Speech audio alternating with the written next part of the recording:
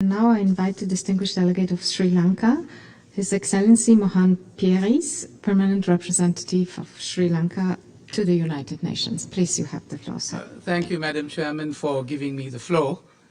Let me congratulate you on your assumption as Chair of Main Committee 2, which is tasked with discussing regional issues, safeguards and non-proliferation.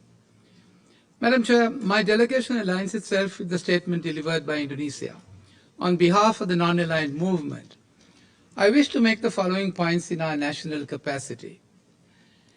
At the heart of making progress towards a world free of nuclear weapons lies a commitment to multilateralism and a series of regional agreements that propels the cause of nuclear disarmament and non-proliferation. The creation of nuclear weapons-free zones around the world provides one of the most tangible of such commitments by a regional group of countries. Nuclear weapon-free zones provide two important guarantees you will appreciate to all of us committed to the NPT and its goals of nuclear disarmament, non-proliferation, and the peaceful uses of nuclear energy. On the one hand, they guarantee that nuclear weapons and fissile material in critical concentrations will not be produced, stored, transferred, or used in that region of the world. On the other hand, they guarantee that nuclear energy will only be used for peaceful purposes in that region. Madam Chair, in this regard, the nuclear weapon-free zones created so far, as well as Mongolia's nuclear weapons-free status, represent positive, tangible steps in nuclear disarmament and non-proliferation that should be emulated by all regions. Madam Chair, however, we also note that the 1995 resolution on the Middle East, nor the practical steps endorsed by the 2010 Review Conference, have been implemented. It is observed that these measures, had they been implemented, could have significantly contributed to lowering the current tensions that we witness in that region of the world.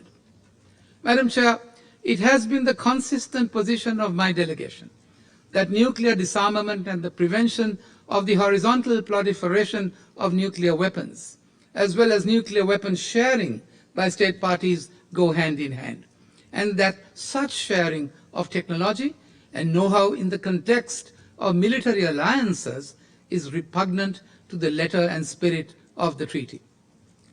Multilateral mechanisms established by the International Atomic Energy Agency are the most appropriate in our view to conduct verification and safeguards, and the provisions of its statutes and safeguards agreements have to be respected.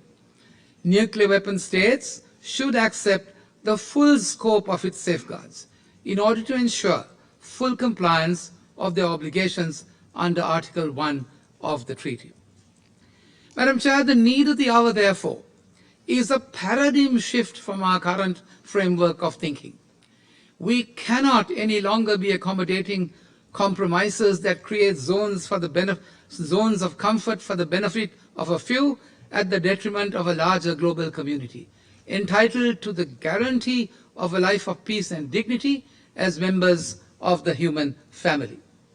Madam Chair, let me conclude by reminding ourselves of what one of the greatest physicists of our times, Albert Einstein, one of the earliest campaigners for nuclear disarmament, said when he observed, quote, "The unleashed power of the atom has changed everything, save our modes of thinking, and we thus drift towards unparalleled catastrophe.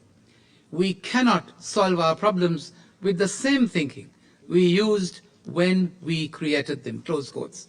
Madam Chair, a salutary warning and good counsel that we need to heed seriously. I thank you, Madam Chair. I thank His Excellency for his statement, and now